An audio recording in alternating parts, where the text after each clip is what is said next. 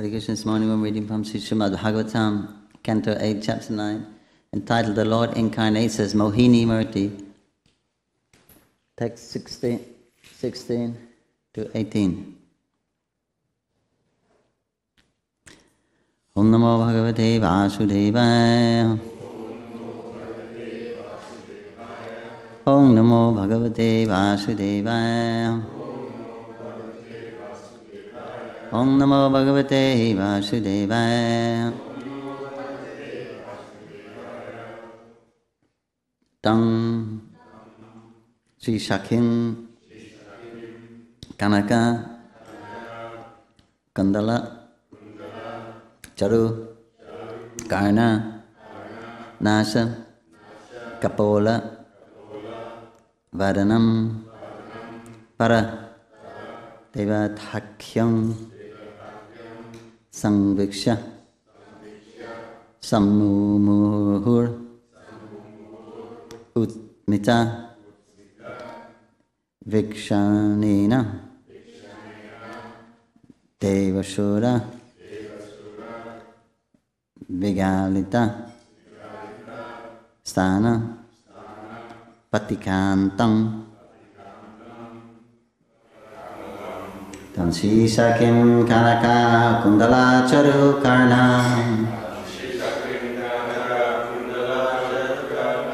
Nasa Kapola Vadanam Paradevatakyam Samviksha Samurha Utsmita Vikshnanina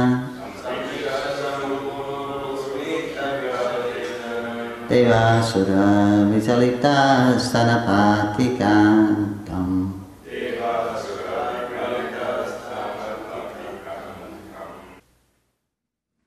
Tam, unto her, Sri Shakim, appearing like a personal associate of the goddess of fortune,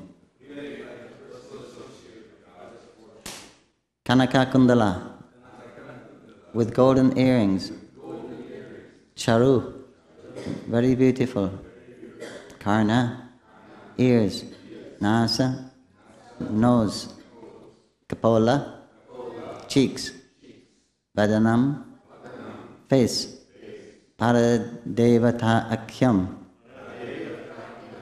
the Supreme Lord, the personality of Godhead, appearing in that form. Sangviksha, looking at her. Samumuha, all of them became enchanted. Utsmita, slightly smiling. Vikshnanina, glancing over them. Devasura, all the demigods and demons. Vijalita Sthana Patika Antam, the border of her sari on the breasts moved slightly. Translation. Her attractive nose and cheeks and her ears adorned with golden earrings made her face very beautiful. As she moved, her sari's border on her breasts moved slightly aside. When the demigods and demons saw these beautiful features of Mohini Murti, who was glancing at them and slightly smiling, they were all completely enchanted. Purport by Srila Prabhupada. Srila Vishnu Chakravarti Thakur remarks here that Mohini Murti is the Supreme Personality of Godhead in a feminine form, and that the goddess of fortune is her associate.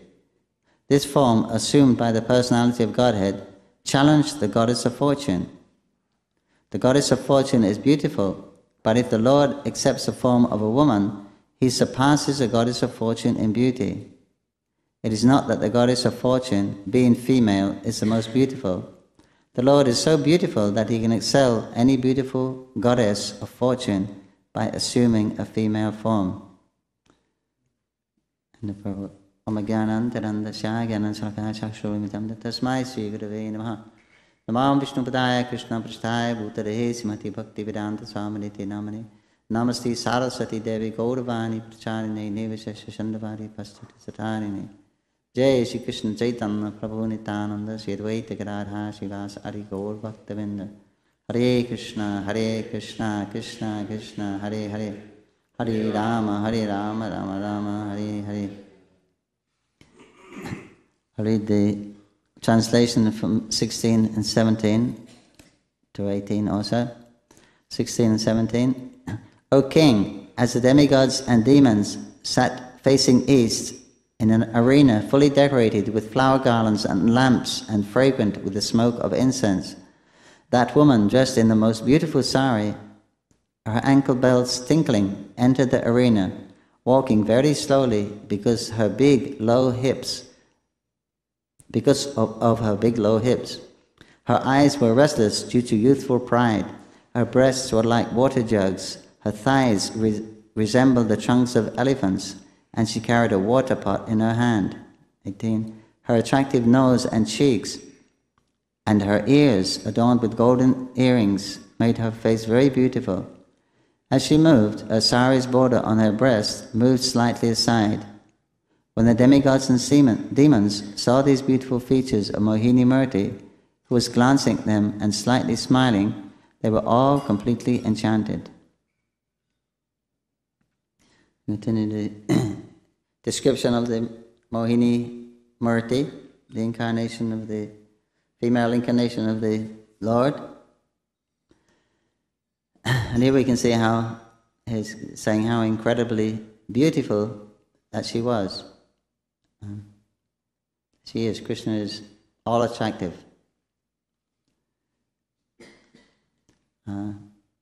He is Madan Mohan.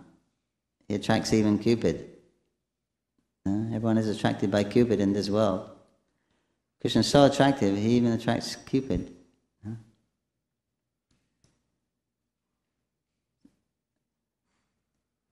So when he appears as a woman, here it says that his beauty even surpasses that of Lakshmi Devi.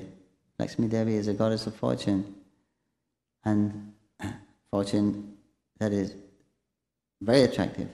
Lakshmi Devi is all attractive, all the good qualities, incredibly beautiful.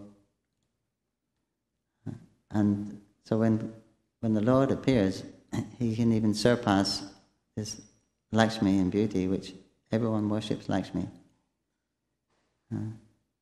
For she's goddess of opulence. So all those opulence she displays to the fullest.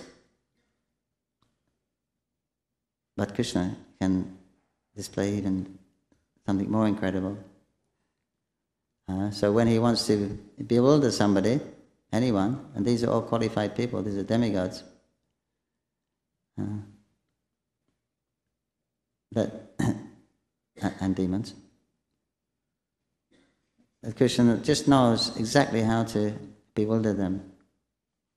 He just knows the right form to take, exactly the right form to take. Here was a description of her enchanting form, the way she walks slowly, the way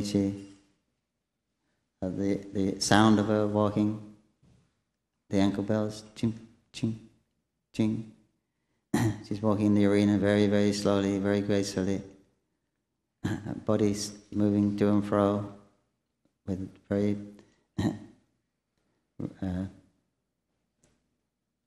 beautiful figures, big eyes, big low hips, breasts like water jugs, thighs like the trunks of elephants. Very, very attractive for all the men there, completely bewildered. And she's moving in the middle of them very slowly, and they're wondering what she's going to do. And as she's moving, her cloth is moving to accentuate her form even more. She's moving in that very seductive way because she's trying to bewilder them. So no one can do a better job at this than the Lord. So everything about her, way she's glancing at them with her big eyes, looking sideways sometimes, and glancing at them, and everyone thinks, oh, she's looking at me, she fancies me, thinking like that. They're all thinking how that maybe there's a possibility to enjoy her. They're all thinking like that. This is how the men think. Think they're the center of the universe. So, and waiting for that opportunity that and completely, the senses are completely subdued by this, completely agitated, but completely subdued. It just can't think of any. The senses are completely overpowered. And she's walking and smiling, looking bashful sometimes, and all of the nuances that that a woman can portray to attract a man, they're there in the fullest. We have a little experience in the material world of beautiful women, beautiful gestures, features, etc. But we just can't imagine how beautiful this woman was, how enchanting she was, because she's the Supreme Lord. Already he's transcendently beautiful. Just his appearance is Krishna is all attractive. So just imagine, just by seeing that form, it becomes all attractive, and Krishna's form is so attractive. Even Krishna becomes attractive. Right? There's a story. He's sitting down. He's looking on the floor, and there's polished granite floor or something. So it's like a mirror, and he looks, or in a column, wasn't it? I think it was it. And he's startled. Who's that beautiful person? He's shocked. He's so beautiful. Who is that person? So what? He's affecting me like Radharani does. And he realizes, oh, it's me. So he can't. He's difficult to appreciate his own beauty. That's why he comes as Lord Chaitanya, to try to appreciate how the devotees see him. What is his actual beauty, his love. So everything about him, his whole ambience, way he moves, all his gestures, everything is perfect. You cannot get any more. You can't get any more perfection than this. So this is, and Krishna's trying to display it. Krishna's all attractive anyway. When it says when a devotee sees Krishna, then according to the degree of affection that devotee has for Krishna, then Krishna reciprocates. Krishna is unlimited. He's a reservoir of pleasure, a reservoir of rasas. So whatever you want, whatever you can imagine, and more, Krishna can display that. Krishna can show that. So generally, according to your particular rasa with Krishna, your particular attraction for Krishna, then he will reveal that aspect. Just like he may reveal himself in different incarnations according to your desire. You can worship him as Lord Krishna or Rama or Dwakadish, like this. So he'll appear like that. Whatever relationship you want with him, then he will arrange that. And whatever, and according to the, of course, these are all perfect relationships. In the spiritual world, everyone has a perfect relationship, and their relationship is full. They can't imagine anything more than that. Krishna's there all in all. Whatever they desire, he's that and more. So there's no competition in the spiritual world, because everyone is completely satisfied. And Krishna will reciprocate that much. But they're all different, slightly different relationships. Just like in the material world, everyone is different, slightly different. No two people are exactly the same. So therefore, that's variety. In the spiritual world means variety. Variety means rasa.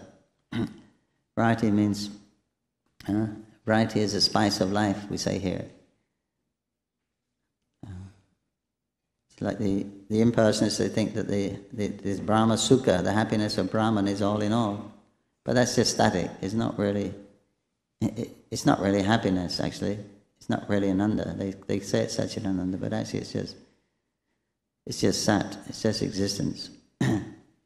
Some little chit is there, but because there's nothing to relate to in that state of Brahman, they can't, even if it is Ananda, they won't know it's Ananda, because there's only one state of existence.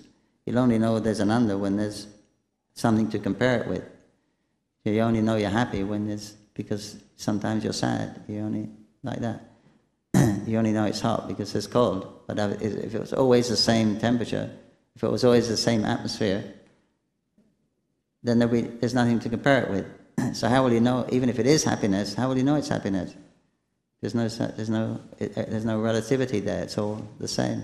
So they're actually missing out on so it's just a state of existence. Prabhupada calls it spiritual suicide, because the living entity is a person, and God is a person, because with personality, then there's obviously more room for pleasure exchanges. In other words, the pleasure that God enjoys with his devotees is very diverse. So it's not static; it's always changing. So all these, much like waves in the ocean, it's coming, and then the different pastimes that the Lord has with his devotees, they're the medium for drawing out these specific mellows, emotions and loving exchanges. The pastimes are also wonderful in and of themselves, but they're actually the medium where they can experience this change of love. And according to their intimacy with the Lord, then they're known as greater devotees or lesser otherwise. Krishna says in the Brihat Bhagavatamrita that all these devotees are perfect. He's describing all the different, he's described the different levels of devotees in different rasas. He said they're all perfect. It's just a question of their intimacy with me. That's the only difference. Some are more intimate and some are less intimate. That is why this Madhura rasa is considered the highest, technically, because it's the most intimate. Others also have intimacy, like the Vatsala is also a great deal of intimacy. They're all perfect, but in that all the rasas are contained, all the rasas can be exhibited in the Madhura rasa, whereas all the rasas can't be exhibited in the other rasas. So therefore it's considered highest, but they're all complete. Don't think there's any lacking in the spiritual world. Everyone loves Krishna 100%. Their love is full, so that everyone is completely satisfied. And Krishna reveals himself like that. It says Lord Chaitanya appeared with his weapons in Kali Yuga. So his associates, and one of his weapons was his personal beauty also. So he's so attractive, so beautiful. Just by seeing Lord Chaitanya, some people are just forcibly attracted to him. Some innocent people, they're forcibly attracted to him. The Mayavadis in Varanasi, when he went to convert them, he used that tactic of revealing his beauty and his jyoti also. Sitting there, so beautiful, sitting in a dirty place. So what a contrast! He's sitting there, glowing and incredibly beautiful. He's a colour of complexion of Srimati Radharani. She's molten gold colour. It's very, very beautiful. If you've ever seen molten gold, it's very translucent, very, very attractive, very mystifying, very attractive. So that is just the complexion of Lord Chaitanya. And then his effulgence. And then you could see that who is this wonderful person? He's not an ordinary, he is Narayan. Look at the jyoti coming from here. We're calling each other Narayan, but he actually is Narayan. And they could see by his physically they could understand his position. Therefore this way he entered into their hearts without them being able to commit offences or anything like that. That was his way of doing it. They first of all accepted it and then surrendered. Then would say, "We'll accept whatever you say," without argument. Otherwise, if there was argument, they would have made offences. So the Lord is very expert, so he did like that. So this is the beauty of Krishna. We hear descriptions in the Bhagavatam that the Brajvasis, when Krishna moves behind a tree, the little boys become stunned. His friends become stunned. They can't see for Krishna at a moment, and they become bewildered. The whole universe is empty. Till he steps out on the other side of the tree, then they get their life back when they're so absorbed in Krishna. And the gopis are cursing Lord Brahma for making their bodies with eyelids that blink. So at the time of the blinking, they can't see Krishna. So we can only try and imagine just how incredibly attractive Krishna is. He's all attractive. Krishna is the meaning of Krishna. It's all attractive. He attracts all of the senses. If he wants to, as much as he decides to reveal himself or to show himself, then one will be attracted. Krishna can forcibly attract somebody. That by his Achinta Shakti, he can forcibly attract all the senses of the devotee, but generally he leaves it up to the devotee to approach him in different ways. Gives them opportunities, but generally leaves the exchange to his devotee, except the pure devotees, and they act according to the Lord's own mood. This person associates with the Lord, then it's as it has.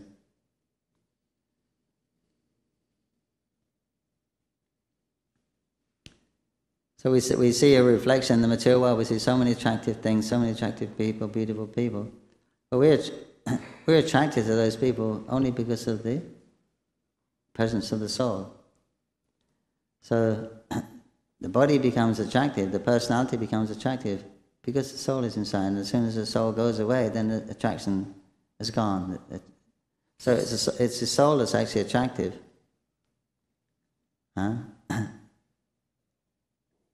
And this attraction is also the binding force in this world.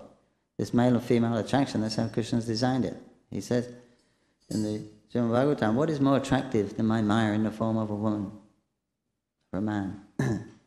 So the attractive is built in. There's a natural attraction there between male and female. And this is a basic principle of the universe that keeps the universe, material world rolling. And this is called the the shackles, the chains, the invisible chains, that we're voluntarily chaining ourselves to the material world simply by that attraction for the opposite sex. It's a natural attraction. You can't deny that. There's one person, Prabhupada was given a darshan, and there was one of the engineers in Mayapur, and they used to go and take darshan of Prabhupada also. One devotee told Srila Prabhupada, this Rishi Babu, his name was, he said he has no attraction for women. Prabhupada said, there's some defect.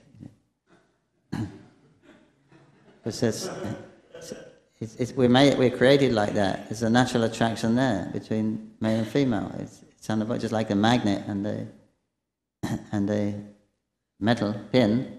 It naturally attracts it. That's the law of nature. So that's why we have strict we restrict the association for men and women. Because as soon as you get too close, nothing happens, right? But as soon as the pin gets suddenly in the magnetic field, irresistibly, it's there. So Srila Prabhupada said the combination is, he said man is good, woman is good, but the combination for spiritual life is not so good. So therefore the strictures are there, therefore the culture is there, that you can live together without becoming bewildered. So we see that in the material world, we're so attracted to people, and so much beauty there. But that attraction, it's actually the soul that is attractive. So the soul is 1/10,000th part the tip of the hair. So we find so much attraction to 1/10,000th part the tip of the hair. So what to speak of Krishna? Huh? So he's more attractive than billions and billions of souls in his whole personality. So just imagine how attractive he is. So that is why he said for the conditioned soul, if you're the body, then the body is attractive. The sense gratification is very dear, very attractive. But if you understand you're the soul, once you've experienced the pleasure of the soul, then the soul becomes very dear. Because it's the source of the body, and it's a much greater pleasure. When one becomes a devotee, then Krishna becomes the most dear, because he's the soul of all souls. So there's more pleasure there. It's pleasure we're actually leaning for. Everyone's looking for pleasure because that is our natural constitution, ananda. Part of us we're made of that ananda. So we can see how much we attract. Empires are fought and lost over that attraction between male and female. And we know in our own lives that attraction is irresistible. So just imagine how attractive Krishna is. This is 1/10,000th part of the tip of the hair. We're overwhelmed. But just imagine what Krishna's like. So if he reveals himself, if he shows himself fully, then irresistibly you'll be drawn towards him, helplessly. The senses will be so attractive, you'll be helplessly drawn towards him. Generally he doesn't do that. Sometimes he does, but generally he doesn't do that. He's waiting for you. But that is there, all that attractive, that beauty is there in Krishna. He's the most beautiful person. Not only his physique, like he's showing, it's not only the physique here she's what we call a real hot tomato, you say in the material world. They're nothing. Just like when who is it trying to test Narayan and Indra tried to interfere with their meditation. He became a little nervous that they were coming.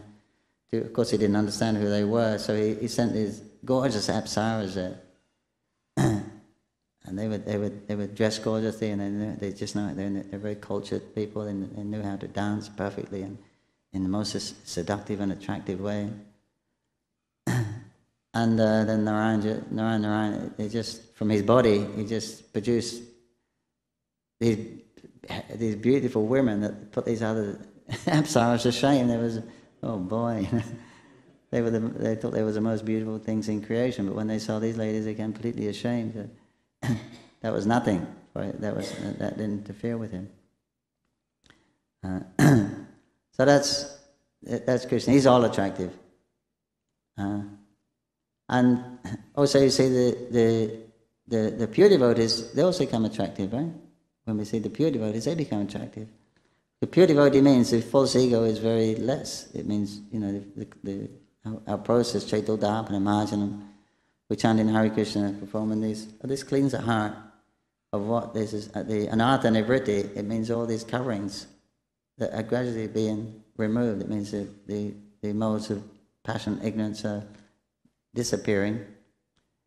And then the actual soul, the personality, the real personality, the soul, it becomes more present because there's less covering on it. So that's why the pure devotees are very attractive. It's the soul that is attractive, it's not the body. But of course, when they have that, then the body also becomes attractive. Also, when they're like the pure devotees, like Srila Prabhupada, also displayed those very attractive qualities, and it's so absorbing. Like Srila Prabhupada, the way he did something, the way he picked up his glass, and the way he drank was very regal, very royal, very sophisticated, and very smooth. It was it's a different world. And you could just be entranced, just watching. So fascinating, just to see them move, and the way he talked, the way he hold his head.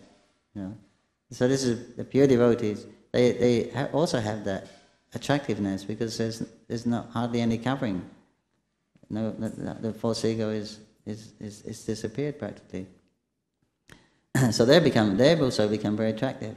So we see, both the examples, the material examples of a beautiful person and the spiritual examples of a beautiful spiritual person. And they're more attractive. It's a different kind of attraction. It's a different kind of pleasure. It's a different kind of feeling that you get from seeing a spiritual beauty than material beauty. Material beauty will get the adrenal going, become excited. It means it agitates the mode of passion. And that's a nice experience, the adrenal's running through the body, and then it's a good experience. But the spiritual experience is different, of a different nature. It's more sattva, more Suddha-sattva actually. And there you feel a complete satisfaction, a complete peace. You kind of forget about yourself even. That is taken care of. And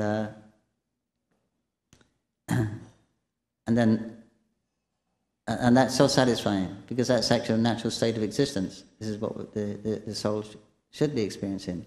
This is what they're doing in the spiritual world, to whatever degree we can experience here. And so that is the. So then, when we meet, therefore the pure devotees become attractive.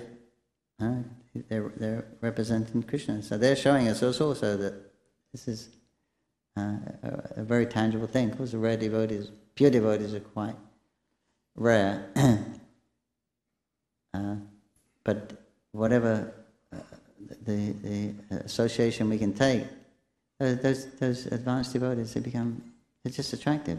Somehow or other, they're just attractive. No matter what they look like, or what gender or what culture they have, they become attractive. And Krishna's all attractive.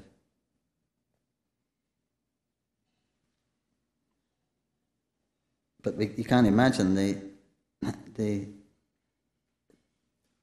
how here's a Supreme Personality of Godhead walking in front of people who think they're men, have that Ishvara Bhava, and he's really putting himself out to bewilder them, in that way.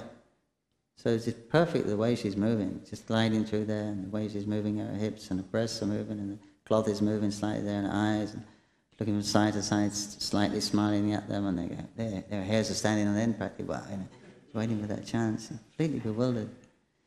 We'll do whatever you want. We'll do whatever you want. The Prabhupada said when the husband comes home from work, and the wife puts her arms around him, she says, darling, and puts his hand in his pocket and takes out his wallet, takes the money, and he says, oh, how sweet. He said, but when someone else does that in the street, picks his pocket, and he's furious and he calls the police. But he said, when his wife does it, it's, oh, how nice, how charming.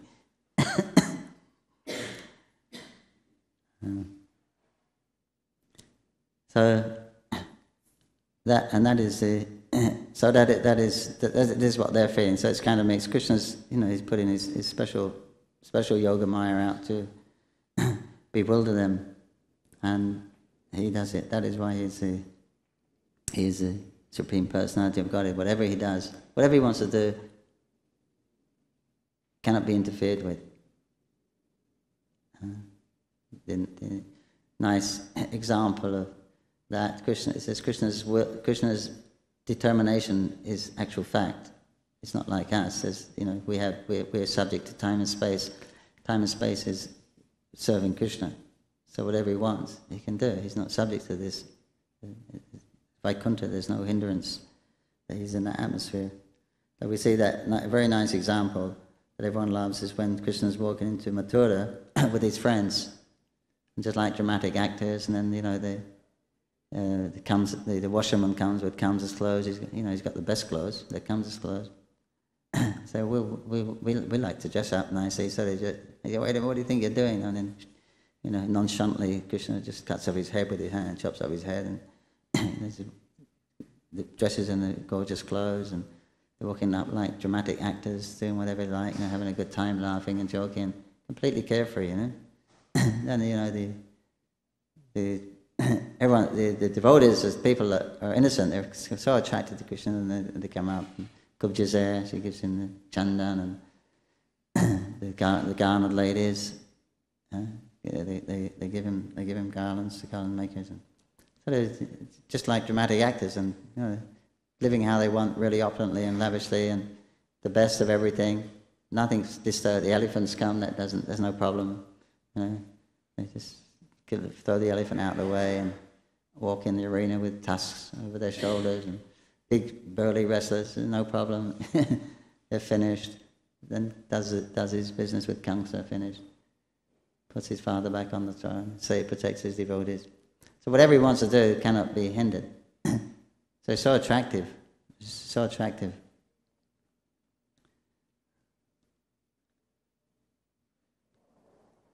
All attractive. That's Krishna. So these stories here, so we can get a little glimpse of the Supreme Personality of Godhead. We don't worship. Prabhupada said we don't worship Krishna, God as a female, because some people do. In South India, there's one sect that do. They wear black. Well, they don't worship. They worship Mohini Murti actually, and they say that Mohini Murti, when Lord Shiva chased after her, he said there was actual union, and the child came. That's where is it? South India, Morgan. And they have this. It's a cult. There's nowhere in the scripture, but they have thousands of followers. Thousands. They wear black, and they worship this. It's supposed to be the incarnation of Shiva and Mohini Murti, and the Ayappa. And that is still there. They're every year at a certain time they go to this hill, this mountain, and then if Ayappa is still there and is pleased, then there will be a light come from this mountain. So every year there's light, but they say someone probably up, because no one's allowed to go up there, but someone there will throw a bunch of camphor on a candle or something like that. But there's no actual there's no actual Vedic, Shastric reference to this. And Prabhupada says this is not proper to worship God as a female. So this is a very brief incarnation of the Lord for a specific purpose. So the Lord's so intelligent that whatever He wants to do, then He appears like that. And He has a good time doing it. He enjoys it. Whatever He does, He has a good time. Can you imagine? He's God, He's walking out, and all these powerful, these are the rulers of the universe, all lined up, and He's just walking past them, knocking their socks off, as you say, or making their seekers curl. And just having a good time, and seeing how He's devoted for His specific purpose. And when there's work to be done, then He just takes a perfect form. When the earth is in the mud, in the garbage, or in the bottom of the ocean, what is the best means to get that out? The hog, right? The hogs, they go, you've seen them in Vrindavan, through the mud with their snout, and they can find things, they can smell tasty things in there, and they gobble it out. So he comes as a hog, he goes in that mud and finds the earth. When there's a devastation of a pralaya, flood, then he comes as a fish, happy, swimming around. So yeah, whatever he does, he enjoys doing. His enjoyment is impeded. So this is Krishna, this is God. Whatever He does is so fantastic. So this is just all these descriptions of the Lord is just to increase our appreciation of how wonderful Krishna is. Everything about Him is so wonderful, so attractive, so absorbing. From the reddish soles of His feet, which are completely absorbing, the moonlight, the glow from His toenails, completely absorbing. His yellow dhoti, which is swaying, and it seems like there's lightning moving around in His dhoti. So absorbing. Any one little thing is the way He's dressed, His different ornaments glint in. What to speak of His beautiful face? On one little thing, you become completely absorbed. You have to be qualified to be associated with Krishna. Otherwise you'll be left behind. You'll be, wow, look at the way Krishna smiled. Wow, look at the way Krishna moved his eyebrows. Wow, look at the sound of Krishna's ankle bells. So that will be, in the beginning, we'll be like that. But you'll be left behind with the in crowd, because they'll be going along assisting Krishna in his pastimes. They're used to that thing. For a newcomer like us, just one little nuance, one little thing of Krishna, the way he moved his finger. You hear some disciples say, the way Guru Maharaj looked at me, one word, one sentence Guru Maharaj said, I never forget that, it changed my life. And so just imagine how Krishna is. And the potency that he has, actually overwhelming. So therefore he's Rasaraj, he's the reservoir of all rasas, it's the ocean of transcendental bliss. Jai Sri Pankajangri ki Jai, Radharani ki Jai, Santai Gaur ki Jai, Jagannath Baladev Subramani ki Jai, Prabhupada ki Jai, Srimad Bhagavatam ki Jai, Gaur Bhaktavinda ki Jai, Thai Gaur Premanandi, Hari Hari Om. Hare Krishna.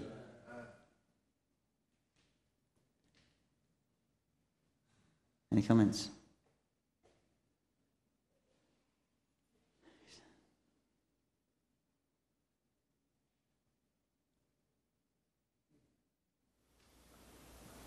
Krishna's whatever he wants to do is unimpeded. So is it the same way with his pure devotees, like Srila Prabhupada came and is it similar like that? Because he's coming to fulfill the mission of the Lord, he's unimpeded and he was able to do so much. Is it similar like that? Sometimes it goes like that. Sometimes he's unimpeded, but he says whatever, Srila Prabhupada said whatever, he said I don't know everything, whatever I need to know Krishna will reveal. What isn't necessary for me to know, what is necessary for him to do, Krishna will give that ability. So I guess we can say like that, if Krishna wants it to, like he said, Lord Chaitanya could have made everyone Krishna conscious, but I was his spiritual master. But he left it for me. He could have, Lord Chaitanya the only priest in India. He said he could have preached all over the world, but he left that for me. And also he said, I have a program how to take over the whole world in 18 days. He said, but you're not ready. So, and, you know, when he was in New York, we have so many temples, books, farms, hundreds of devotees. Only time is separating us. He had that. He had that Trikala Gyan, some of that. Whatever Krishna wanted, he said he would know. But obviously it was Prabhupada's desire to make the whole world Krishna conscious and everyone become Krishna conscious, and it didn't happen. So that's, you know, we're instruments. Whatever the Lord desires, that much will happen. And as much as we actually surrender to the will of the Lord, then to that degree it will happen. It's more or less dependent on the living entities. The cause of the universe is us, you know, because we have material desires. So Krishna gives that facility. So if we also desire strong enough and endeavor strong enough in enough people, that will happen again. Srila Prabhupada said even the yuga, it can even become like Dwapara Yuga again. If they have a good king and they engages everyone in proper duty, he said the whole place again will become like Dwapara Yuga. So, it's Krishna's desire.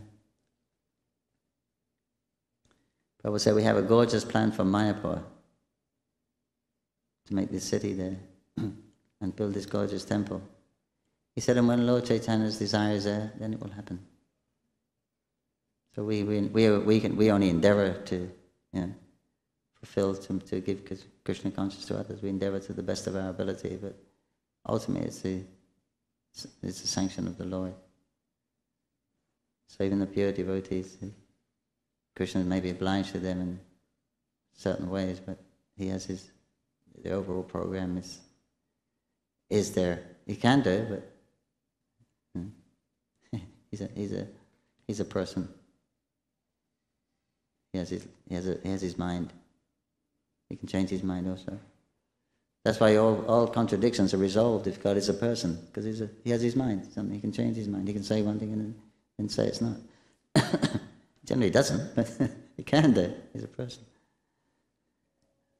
So we can't say that the, whatever the pure devotee wants, the Lord will. In one sense you can, but in another sense you can't. On that kind of scale you're talking about. Because Prabhupada did want everyone to become, the whole world to become Krishna conscious. That was his desire. It didn't happen as yet. He left it for you.